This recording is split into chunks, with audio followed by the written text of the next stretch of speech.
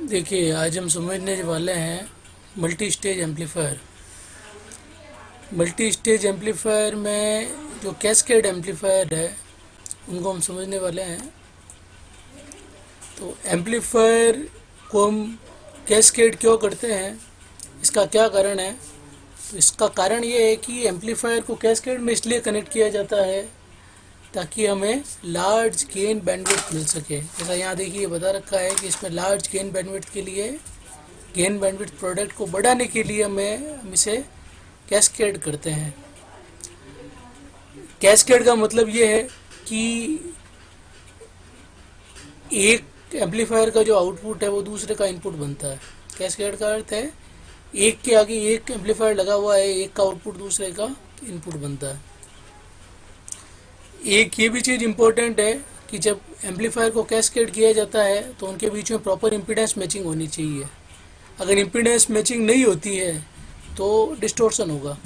अगर impedance matching होगी उसी केस में मैक्सिमम पावर अगले एम्पलीफायर को ट्रांसफ़र होता है।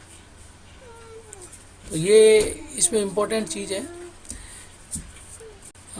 नेक्स्ट हम देखते हैं कि किस किस प्रकार की हम कपलिंग करते हैं। जब मल्टी स्टेज एम्पलीफायर को बनाया जाता है तो किस किस प्रकार की कपलिंग होती है। तो इसमें सबसे पहला है आरसी कपलिंग। आरसी कपलिंग का यूज़ वोल्टेज एम्पलीफायर के लिए किया जाता है। तो ये ध्यान रखने वाली बात है कि आरसी कपलिंग को वोल्टेज एम्पलीफायर में काम में लेते हैं। Second one is direct coupling या डायरेक्ट कपल एम्पलीफायर। तो आरसी एम्पलीफायर सेकेंड है डायरेक्ट कपलिंग और तीसरा है ट्रांसफॉर्मर कपल एम्पलीफायर। तो ये तीन प्रकार की कपलिंग है जिसे हम डिस्कस करेंगे। अब ये चीज़ एक इम्पोर्टेंट है, मल्टी स्टेज एम्पलीफायर में गेन बैंडविड्थ प्रोडक्ट जो होता है वो हमेशा कांस्टेंट होता है। जो गेन और बैंडविड्थ का प्रोडक्ट होगा वो हमेशा कांस्टेंट होगा। अगर गेन बढ़ता है तो बैंडविड्थ रिड्यूस हो जाएगी। द बैंडविड्थ इज रिड्यूस इसलिए हो जाती है क्योंकि इसमें गेन बढ़ जाता है। तो ये एक ध्यान में रखने वाली बात है। अब ये अलग अलग प्रकार की जो कपलिंग है अपन इनको वन बाय वन डिस्कस करेंगे। तो सबसे पहले हम देखते हैं आरसी कपल्ड एम्पलीफायर। देखिए आप जैसे देख सकते हैं RC coupled amplifier, single stage RC coupled amplifier. तो ये एक single stage RC coupled amplifier है। इसको आरसी कपल्ड इसलिए कहते हैं क्योंकि इसमें जो अलग अलग स्टेजेज होती है, जो एम्पलीफायर की अलग अलग स्टेज है वो आर और सी के द्वारा कपल की हुई होती है। तो आप देख सकते हैं यहाँ पे हमने जो कपलिंग के लिए कैपेसिटर लगा रखे हैं, जैसे ये आर्ट्स, ये आप देख सकते हैं इसमें C1 ये कैपेसिटर लगा हुआ है, दूसरा यहाँ लगा हुआ है C और CZ, एक ये लगा हुआ है CC2। तो इनको हम कपलिंग कैपेसिटर कहते हैं।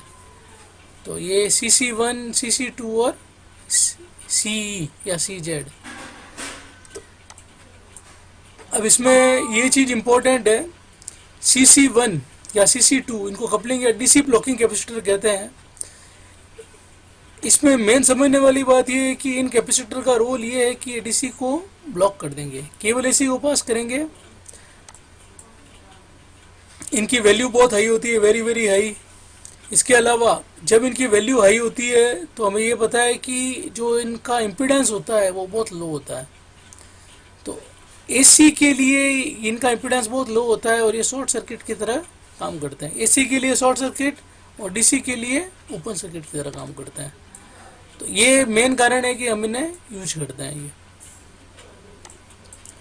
तो और दूसरा हम देख सकते हैं यहाँ एमिटर के लिए एक बाईपास कैपेसिटर और लगा रहता है जिसे हम सी या CZ कह रहे हैं।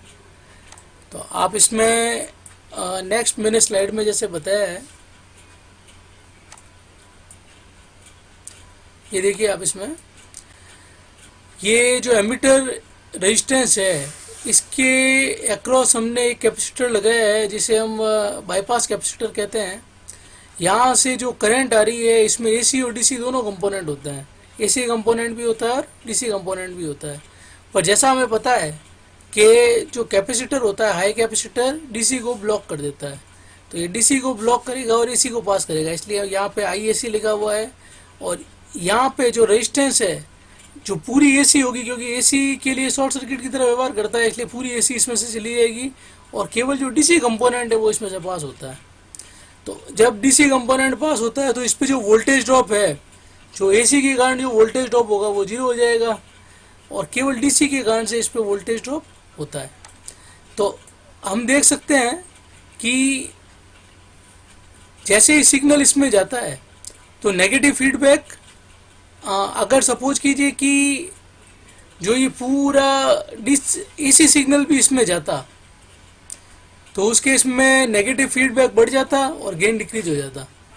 सपोज कीजिए कि ये एसी कंपोनेंट यहाँ से बाईपास नहीं होके इसमें जाता, यहाँ हमने बाईपास कर दिया, अगर ये इसमें जाता तो उस केस में नेगेटिव फीडबैक बढ़ता और गेन डिक्रीज हो जाता। तो हम गेन को डिक्रीज नहीं करना चाहते हैं, इसलिए हमने यहाँ पे एक बाईपास कैपेसिटर लगा दिया है जो एसी को बाईपास कर देता है। केवल डीसी के लिए रास्ता रह जाता है, एसी इधर से जाती है। एक तो इफेक्ट हुआ ये इस कैपेसिटर को लगाने का। दूसरा इफेक्ट ये है कि जो जेड इनपुट है, इनपुट जो इम्पिडेंस है वो आपके जो एसी के लिए जो इनपुट इम्पिडेंस है वो कम हो जाता है, वो केवल एच ही रहता है। अब इसमें इसलिए वोल्टेज गेन इसमें बढ़ जाता है। तो ये इसके मेन कारण है। वोल्टेज गेन को बढ़ाने के लिए हम बाईपास कैपेसिटर को यूज में लेते हैं। तो कुल मिला के हम इसकी वैल्यू भी बहुत हाई होती है, सी की वैल्यू बहुत हाई होती है। यहाँ अगर हम पूरा सर्किट बना हुआ है तो कुछ इस तरीके से बना सकते हैं कि कौन कौन से शॉर्ट सर्किट है और कौन कौन से ओपन सर्किट है। जैसे कपलिंग कैपेसिटर है, ये वाला आपके शॉर्ट सर्किट की तरह व्यवहार करेगा, ये भी शॉर्ट सर्किट की तरह करेगा, ये भी शॉर्ट सर्किट की तरह, जो एमीटर के अक्रॉस लगा हुआ, एमीटर रेजिस्टेंस के अक्रॉस, ये भी शॉर्ट सर्किट की तरह। यहाँ एक कैपेसिटर लगा हुआ है सी टी, जो हमने हाई फ्रिक्वेंसी के केस में देखा था, सी टी और सी डी, ये दोनों ही ओपन सर्किट की तरह काम करता है। तो इसमें कुछ और भी कैपेसिटेंस होते हैं, उनके इफेक्ट इसमें बताए हुए हैं। जैसे सी एस, ये स्टे कैपेसिटेंस होता है। ये जो साइज होती है कैपेसिटेंस की, उसकी वजह से जो कैपेसिटेंस होता है उसको हम स्टे कैपेसिटेंस कहते हैं। वायरिंग के कारण जो कैपेसिटेंस आता है उसका भी इफेक्ट होता है, तो उसे हम सी डब्ल्यू कह रहे हैं। तो जनरली क्या होता है, जो सी टी और सी डी है, हमने हाई फ्रिक्वेंसी के लिए पढ़ रखे हैं, इनकी वैल्यू बहुत बहुत लो होती है। और जबकि जो कपलिंग के लिए हम कपलिंग और बाईपास के लिए कैपेसिटर लेते हैं, इनकी वैल्यू बहुत बहुत हाई होती है।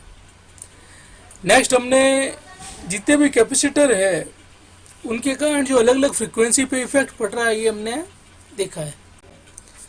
तो यहाँ पे इम्पीडेंस के लिए फॉर्मूला दे रखा है 1/2πfc। तो अलग अलग फ्रिक्वेंसी के लिए क्या क्या इफेक्ट आता है। जैसे लो फ्रिक्वेंसी है, एफ का मान अगर कम है तो जेड का मान अधिक होगा। हम देख सकते हैं जेड का मान अधिक होगा, और जो कैपेसिटेंस है वो ओपन सर्किट की तरह व्यवहार करेगा। एफ का मान कम हुआ, जेड का मान अधिक, और capacitance will act as open circuit.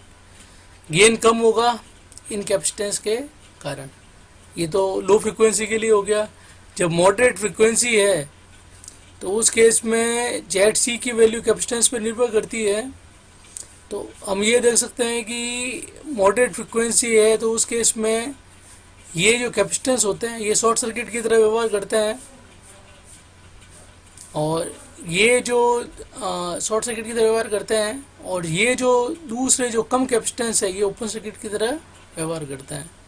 जब हाई फ्रिक्वेंसी है तो उस केस में एफ का मान हाई है तो इसका मान आपके कम हो जाएगा, तो ये सब शॉर्ट सर्किट की तरह व्यवहार करेंगे। एफ का मान हाई है तो इसका मान कम हो जाएगा, इसलिए शॉर्ट सर्किट की तरह। गेन कम होगा और इसका कारण ये सारे कैपेसिटेंस होते हैं। तो अगर हम इसका ग्राफ खींचें, फ्रीक्वेंसी रिस्पांस कर्व खींचें, तो हमें इस टाइप से मिलता है ये। तो ये हायर कट ऑफ फ्रीक्वेंसी है, ये लोअर कट ऑफ फ्रीक्वेंसी है। इन दोनों के बीच की जो रेंज है इसको हम बैंडविड्थ कहते हैं इसकी। तो ये लो फ्रीक्वेंसी, ये मिड फ्रीक्वेंसी रेंज, और ये हाई फ्रीक्वेंसी रेंज। तो जो हमने अभी पढ़ा इसको हम इस टाइप से कंक्लूड कर सकते हैं। जो हमने सबसे पहले देखा कि गेन बैंडविड्थ जो प्रोडक्ट होता है उसको बढ़ाने के लिए हम मल्टी स्टेज एम्पलीफायर का उपयोग करते हैं।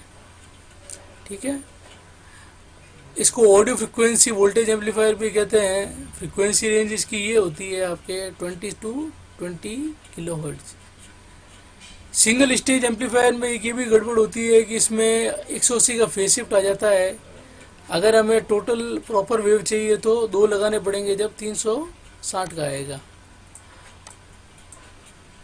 कपलिंग कैपेसिटर मैं बता चुका हूँ, ये डीसी ब्लॉकिंग कैपेसिटर है। तो ये डीसी को ब्लॉक करने के लिए काम आता है और एसी को कपल करने के लिए काम आता है।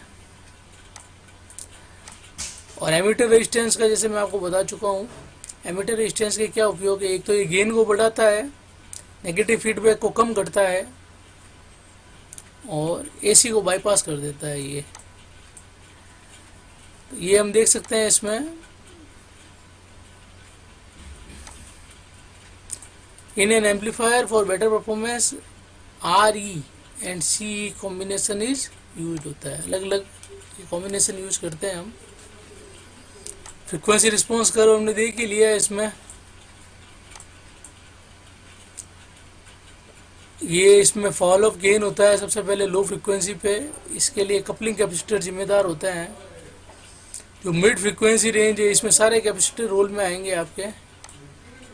और जो हाई फ्रीक्वेंसी रेंज है उसमें the fall of gain of high frequency is due to junction capacitance, Early effect, CS and CW। तो high frequency gain mainly due to CD and CT। जो हाई फ्रीक्वेंसी पे in capacitance के कारण से gain fall होता है। Bandwidth मैंने आपको बता ही दी है, FH माइनस FL लेते हैं हम। दोनों जो हायर कट ऑफ और लोअर कट ऑफ फ्रीक्वेंसी है इनका हम डिफरेंस लेते हैं ये। तो a large bandwidth indicate better reproduction of input signal at cutoff frequency. The gain of amplifier reduced to 70.7% of peak value। तो जो कट ऑफ फ्रिक्वेंसी होती है उस पर इतना रिड्यूस हो जाता है पीक वैल्यू से। तो ये इतना मिलता है हमें, जो मैक्सिमम वैल्यू है उस पर इतना मिलता है। आउटपुट पावर जो है वो आपके 50% हो जाती है। तो ये ध्यान में रखने वाली बात है। तो ये हमने बेसिक RC कपल एम्पलीफायर के बारे में देखा है। इसका जो न्यूमेरिकल एनालिसिस है वो हम अपने नेक्स्ट वीडियो में करेंगे।